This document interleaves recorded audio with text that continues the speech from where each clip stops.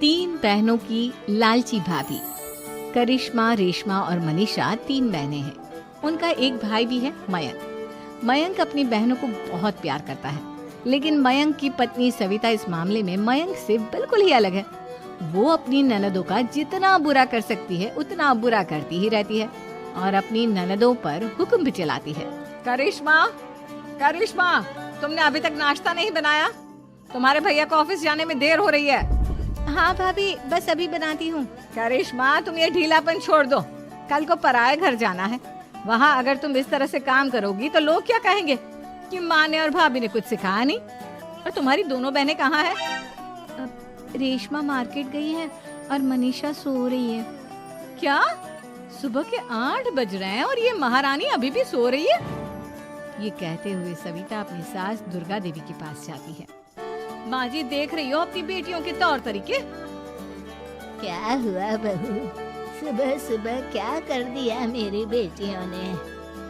अरे एक तो अभी अभी उठकर किचन में गई है, दूसरी सुबह सुबह बाहर चली गई और तीसरी अभी तक सो रही है। क्या करूं मैं इन तीनों का, मैं तो परेशान हो गई हूँ। जा जाकर उठा उसे और रेशमा से मैं बात करती हूँ। सविता सीधा मनीषा के कमरे में जाती है और उससे कहती है, महारानी जल्दी उठो, सूरज सर पर आ गया है। भाभी थोड़ी देर और सोने दो ना, मैं रात को लेट सोई थी। वो क्या है ना, यूनिट टेस्ट चल रहे हैं। शराफत से उठती है या नहीं, या फिर पानी की भरी बाल्टी डालूं तेरे ऊपर? नहीं नहीं भाभी, मुझे बिस्तर में नहीं नहाना, उठती हूँ मैं। मनीषा जल्दी से उठकर बाथरूम में चली जाती है। सभी आराम से बैठकर नाश्ता कर रहे होते कि तभी रेशमा बाजार से हाथ में सामान लिए आ जाती है। रेशमा को देखते ही सविता उस पर बरस पड़ती है।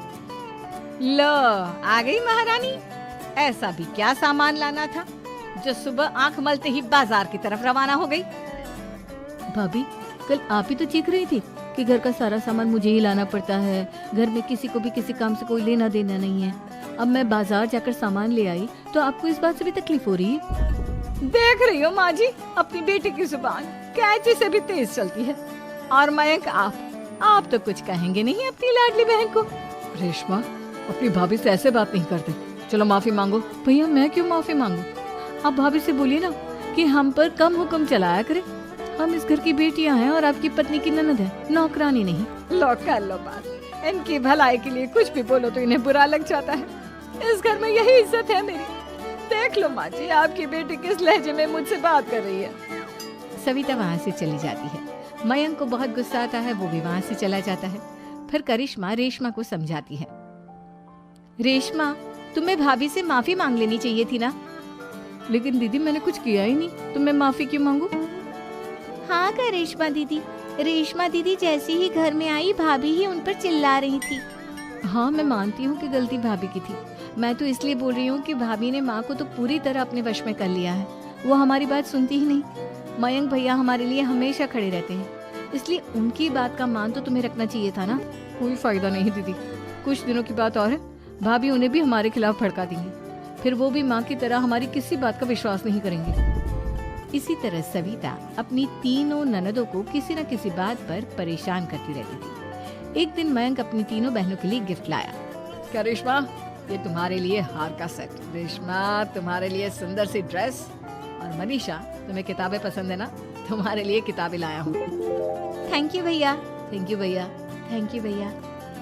करिश्मा, तुम्हारा नेकलेस कितना सुंदर है, ये भैया कहाँ से ले आए होंगे? मैंने भैया को 3 दिन पहले फोन पर ये डिजाइन दिखाया था और आज भैया ये ले आए।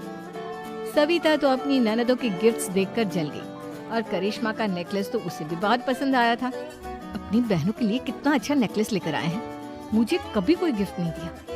मैं आज ही ये हार चुरा लूं। रात में सविता करिश्मा का हार चुरा लेती है और इसी तरह उसे अपनी ननदों की जो भी चीज अच्छी लगती वो उसे मांगती नहीं, बल्कि रात के अंधेरे में चुरा लेती। इसी तरह दिन बीतते गए और सविता ने मयंक के दिल में भी उसकी बहनों के लिए नफरत पैदा कर दी। एक दिन मयंक ने करिश्मा और रेशमा के लिए रिश्ता देखा और ये बात उसने घर में सबको बताई। माँ, करिश्मा और रेशमा के लिए बहुत अच्छा रिश्ता आया है।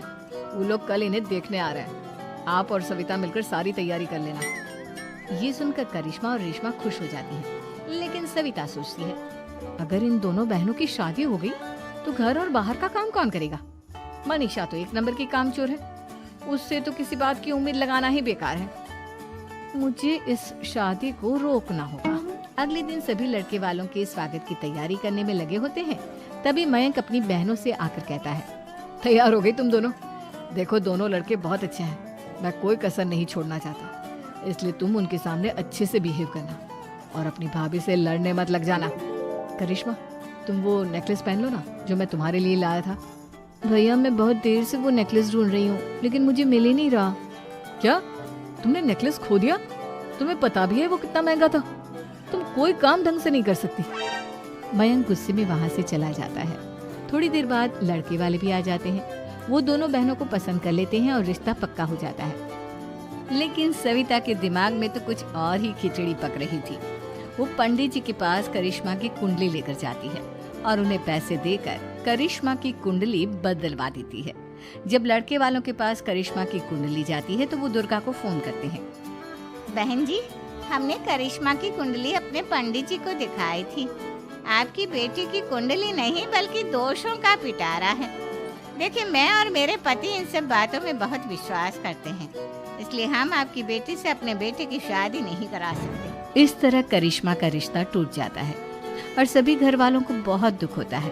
अब कविता सोचती है, चलो करिश्मा का तो रिश्ता टूट गया, अब रेशमा का भी रिश्ता तोड़ना है।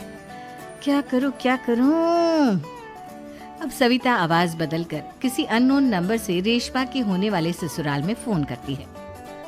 हेलो, मैं कौन हूँ कौन नहीं ये आपके लिए जानना जरूरी नहीं।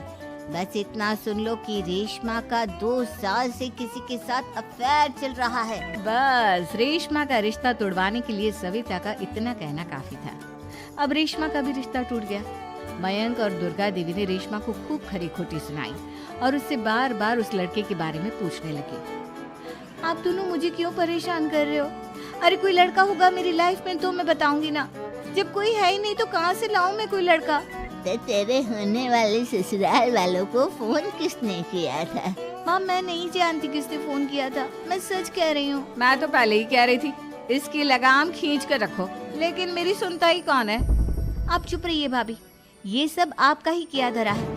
अब तीनों बहनों को विश्वास हो जाता है कि ये सब उनकी भाभी ही कर रही है। तीनों बहनें अपनी भाभी को सबक सिखाने के लिए एक वकील कर लेती है और घर में हिस्सा मांगना। देखो भैया, माँ बाप की जायदाद में जितना बेटों का हक होता है उतना ही बेटियों का, इसलिए इस घर के 4 हिस्से होंगे और हमें अपना हिस्सा चाहिए। मैंने तुम्हारे लिए क्या क्या नहीं किया और तुम इस घर में हिस्सा मांग रही हो? भैया, आप और माँ हम बहनों की कोई बात नहीं सुनते हो और भाभी हमारी शादी नहीं होने देगी क्योंकि उन्हें लगता है कि आप हमारी शादी में ज्यादा पैसा लगाओगे और उन्हें हम जैसी फ्री की नौकरानी कहाँ मिलेगी। तो हम भाभी के साथ तो रह नहीं सकते, हम बहनों को अपना हिस्सा चाहिए। अरे तुम्हें शर्म आनी चाहिए अपने भाभी पर ऐसा इल्जाम लगाते हुए। वो तुम्हारे बारे में कितना सोचती है। हाँ माँ, भाभी हमारे बारे में बहुत सोचती है। दिन रात बस यही सोचती रहती है कि किस तरह से अपनी तीनों ननदों को परेशान करूं और कभी मुझे पढ़ने भी नहीं देती। दोनों बहनों का रिश्ता भी तो इन्होंने ही तोड़वाया है और रात में हमारे कमरे में आकर हमारी चीजें भी चुराती हैं। इसी तरह सविता की तीनों ननदें अपनी बात पर अड़ी रही। अब कोर्ट में तारीख भी शुरू हो गई। जब सविता को लगा कि उसकी तीनों ननद इतनी आसानी से नहीं मानने वाली, तो उसने अपने पति और सास को सारी सच्चाई बता दी और अपनी तीनों ननद से माफी मांगी। मयंक और दुर्गा को भी अपनी गलती का एहसास हो गया। अब सविता खुद करिश्मा और रेशमा के लिए अच्छा रिश्ता ढूंढती है और उनकी शादी करवाती है।